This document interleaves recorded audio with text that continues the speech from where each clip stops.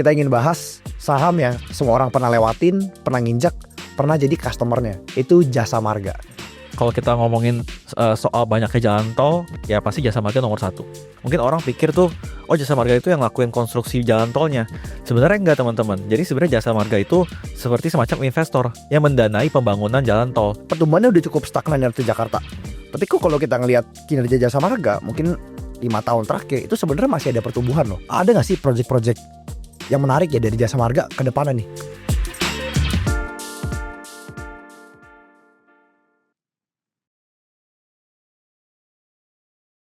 Halo teman-teman, welcome to chatting. Hari ini sama Arnold kita ingin bahas saham yang semua orang pasti pernah pakai. Semua orang pernah lewatin, pernah nginjek, pernah jadi customernya. Hampir semua orang lah. Saya rasa semua orang pernah sih. Itu Jasa Marga. Nah, ini orang kan pasti pada tahu ini jalan tol. Oh, bangun jalan tol, capex-nya gede, uangnya juga gede, recurring-nya besar. Ya, mungkin buat teman-teman yang belum tahu, ya, Arnold kan baru aja selesai tingkis nih, udah buat tingkis Jasa Marga.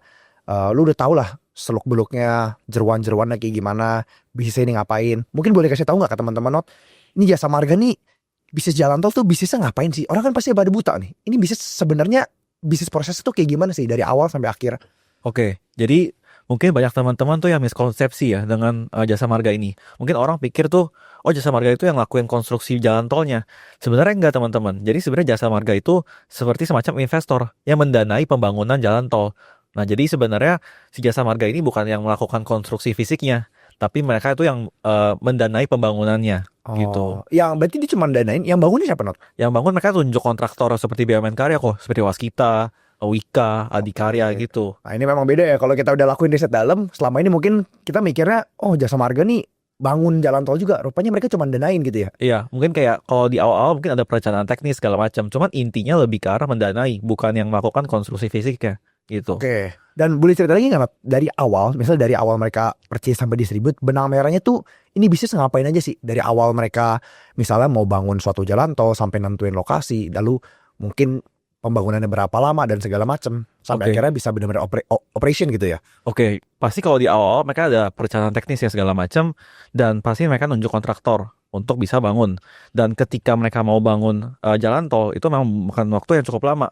Kalau nggak salah ingat 4-7 tahun. Jadi teman-teman bayangin ketika si Jasa Marga ini mau bangun jalan tol, ya mereka harus melewati proses yang cukup panjang tanpa menghasilkan revenue, tapi harus terus keluarin capex. Nah jadi ini sebenarnya bisnis yang sangat heavy capex, dan dari segi turnovernya itu lama sekali muternya. Dan setelah baru operasi pun baru bisa menghasilkan revenue gitu kok. Oke, berarti memang rata-rata mereka spend uang gede di depan, pas udah benar-benar jadi 7 tahun kemudian baru mulai ngasilin duit gitu ya. Betul. Rata-rata satu jalan tol tuh balik modal berapa lama? Kalau jalan tol in average mungkin 15-25 tahun setelah beroperasi kok. Jadi memang sebenarnya karena heavy capex dan konstruksinya lama segala macam, dan ketika mereka udah beroperasi kan juga trafiknya kan nggak langsung ramp up gitu ya. Otomatis mereka butuh waktu yang cukup lama untuk BP, which is sekitar 15-25 tahun gitu. Oke. Gue penasaran, berarti kan mereka pasti perlu banyak banget uang dong untuk ngebangun dong. Kan mereka danain tadi kan lo bilang kan. Yeah. Nah itu uangnya tuh semuanya mereka pakai sendiri atau gimana? Karena kan untuk nombokin jalan tol kan udah pasti nggak murah ya. Mungkin gue bisa kasih konteks ya Not. Kan gue memposisikan benar-benar buta nih ya. Kita ngebangun satu jalan tol, mungkin kira-kira perlu budget berapa sih untuk jalan tol? Mungkin kilometer yang umum lah, misalnya berapa ratus gitu. Oke, kalau budget jalan tol ya per kilometernya itu sekarang capex-nya mungkin sekitar 200-400 M. Jadi tergantung jenis jalan tolnya apa. Kalau teman-teman tahu jalan tol layang yang MBZ, itu kan sebenarnya jalan tol yang tinggi ya. Harus ada tiang pancangnya tinggi segala macam. Pasti itu capex-nya lebih mahal. Sedangkan kalau jalan tol yang lebih napak di tanah ya itu pasti lebih murah. Tapi around 200-400 M. Gitu. Bedanya jauh kalau yang napak tanah sampai lumayan kok, lumayan 50% bedanya. Oke, berarti memang untuk membangun satu jalan tol teknisnya cukup banyak ya. Mereka bangunan layang atau enggak, di bawah tanah di napak atau enggak, itu biayanya jadi berbeda. Intinya kan dia perlu budget gede nih. Satu jalan tol aja mungkin 200 M, 300 M, 400 M. Itu MBZ kan kilometer juga panjang ya. Lumayan.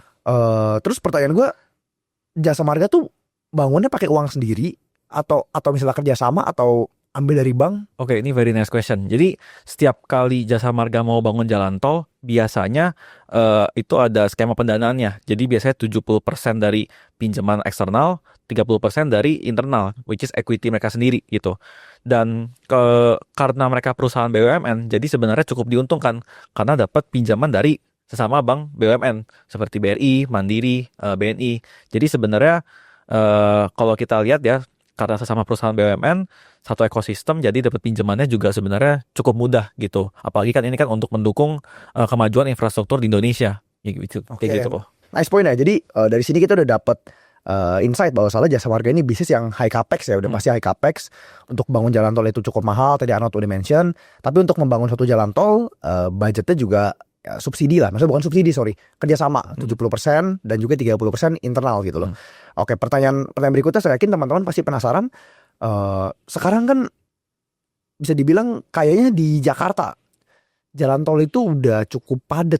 Ya. Di Jakarta lah. Kalau dulu kan mungkin banyak jalan tol baru tuh dibangun, JOR segala macam, mungkin yang baru dibangun 10 tahun lalu, 5 tahun lalu. Nah, sekarang tuh kondisi di Jakarta gimana sih? Atau ada nggak sih project-project yang menarik ya dari jasa marga ke depannya nih? Karena kalau kita lihat rasanya di Jakarta kan udah cukup padat ya. Ya, jadi kalau jasa marga sendiri teman-teman itu punya jalan tol yang cukup banyak ya. Mungkin mereka punya sekitar 27 tol, dan di mana sangat terkonsentrasi juga secara omset dan dari segi traffic di daerah Greater Jakarta gitu.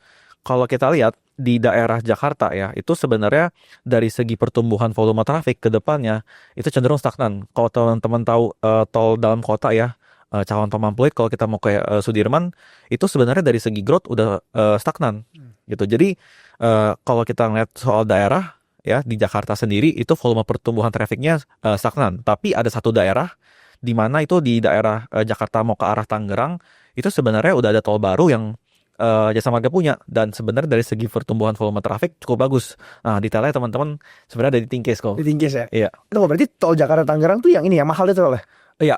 Oh itu yang Kalau Jakarta Tangerang kan sebenarnya kan yang misalkan kita mau ke dari di Bandara. Tomang, Iya. dari Tomang kita kan masuk ke tolnya Jakarta Tangerang. Nah itu kalau mau ke Alsut. Nah tapi kalau dari misalkan kita tinggal di daerah Tangerang nih, kita mau ke bandara, itu juga ada tolnya namanya Cengkareng Kunciran. Oh. Gitu. Jadi itu tol baru juga sebenarnya. Oh iya, itu berarti yang dekat bandara itu yang 50 Betul. 50.000 itu ya? Betul, kurang lebih segitu. Oke. Dan tadi kan lu bilang pertumbuhannya udah cukup stagnan di Jakarta.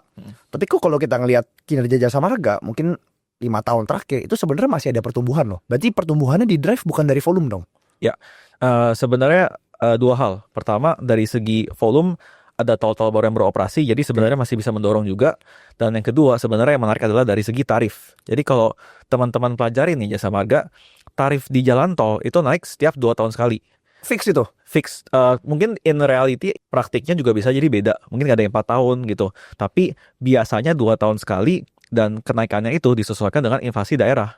Jadi misalkan jalan tol Jakarta yang ikutin inflasi daerah di Jakarta gitu, which is around 2-3% per tahun. Tapi dia naikinnya 2 tahun sekali gitu? Ya biasanya begitu. Oke, berarti bisa dibilang ini sebenarnya bisnisnya tuh berat di awal, tapi kalau udah bangun dan apalagi rame itu sebenarnya cukup enteng dong. Sebenarnya iya, betul. Tapi kalau misalkan bisnis jalan tol ini setelah beroperasi juga nggak bisa selamanya terima revenue, karena ada masa konsesi namanya. Jadi kalau masa konsesinya udah habis, baru akhirnya nanti dikembalikan ke pemerintah, atau enggak bisa jadi diperpanjang asalkan bangun tol baru lagi gitu. Oh, berarti ujung-ujungnya kalau misalnya udah lewat konsesi akan menjadi milik pemerintah, dan profitnya atau dari orang bayar tol juga akan masuk ke pendapatan pemerintah kalau konsesi udah selesai gitu. Ya. Dan sejauh ini ada nggak yang konsesi udah selesai di open road? Sebenarnya sejauh ini nggak ada kok. Diperpanjang lagi gitu? Diperpanjang lagi. Jadi sebenarnya kalau kita bicara soal peraturan masa konsesi kalau udah habis terus dikembalikan ke pemerintah, peraturan jelasnya belum ada. Maksudnya ketentuannya seperti apa itu belum ada. Cuman ada yang udah pernah habis punya CMNP tapi diperpanjang. Tapi harus bangun jalan tol baru. Mirip ini ya, mirip kayak sumber pembangkit listrik lah. Masuk konsesi udah bangun jadi dikasih pemerintah. Cuman selama ini ya belum ada studi kasus yang beneran ngoper gitu ya, entah diperpanjang atau bagaimana gitu. I see, cukup menarik ya. Oke, mungkin ada pertanyaan lagi, Not. Gue kepikiran ya. Di kondisi sekarang, lu kan udah analisa lebih dalam nih, teman-teman juga pasti penasaran. Prospeknya menurut lu gimana? Ada hal-hal nggak yang harus diperhatikan gitu untuk forward looking jasa marga? Karena kan considering sekarang harga sama juga udah mulai turun banyak ya. Mungkin ada investor yang lagi lirik, lagi penasaran. Lu boleh kasih pandangan lu nggak ke depannya kira-kira prospeknya seperti apa dan apa yang harus diperhatikan? Oke. Jadi kalau teman-teman mau mempelajari jasa marga, pertama-tama adalah ke depannya lihat dari segi tol baru yang mereka lagi bangun ya. Nah jadi ada kalau nggak salah ada 5 tol mereka lagi bangun dan sekarang progresnya cukup bagus juga. Beberapa kilometer udah ada yang mau jadi 2 tahun lagi. Dan mungkin yang paling menarik adalah dari segi kebijakan, di mana kalau teman-teman lihat ya presiden kita selama 50 tahun terakhir itu kan ada masing-masing fokus utamanya. Jadi misalkan Pak Soeharto, salah satu fokus utamanya apa? Membangun infrastruktur. Jadi kita lihat selama dia menjabat semakin banyak juga jalan tol baru yang beroperasi. Pak Jokowi pun juga sama, fokus utamanya tuh membangun infrastruktur.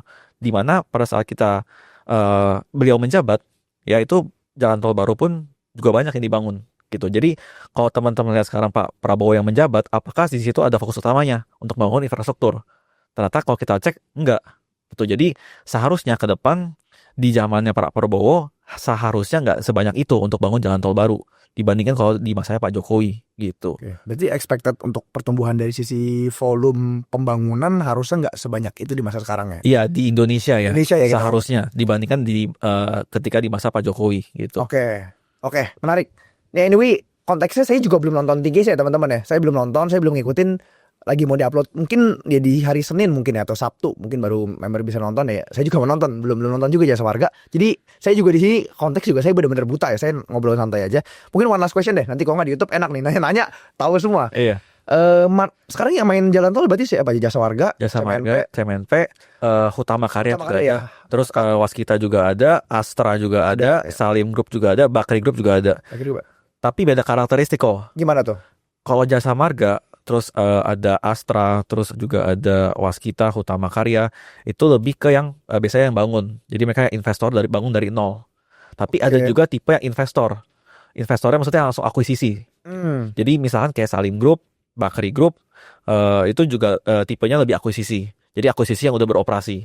Jadi ada dua karakteristik yang beda nih. Ada yang bangun dari nol, ada yang akuisisi. Kalau yang ke PIK 2 itu kan baru bangun, itu Salim kan yang bangun sendiri kan? Iya, itu jadi kayak grupnya Agung Sedayu sama Salim lah. Itu mereka bangun sendiri berarti kalau yang jalan yang ke PIK 2 yang baru itu ya? Iya. Oke, dari situ semua tetap market leader paling gede Jasa Marga dong? Iya, kalau kita ngomongin soal banyaknya jalan tol, ya pasti Jasa Marga nomor 1. Jauh banget bedanya? Dibanding Hutama Karya dan lain-lain lumayan jauh. Lumayan jauh ya? Oke Not, mungkin udah cukup ya. Ini kalau nanya-nanya terus videonya bisa nyaingin Tingkis nanti nih. Nanti detailnya juga teman-teman bisa nonton di Tingkis untuk yang member. Kalau yang belum member ya cobalah join jadi member. Ini udah dikopasin tuntas. Bayangin aja pelajarin sektor baru dari yang kita nggak benar-benar ngerti.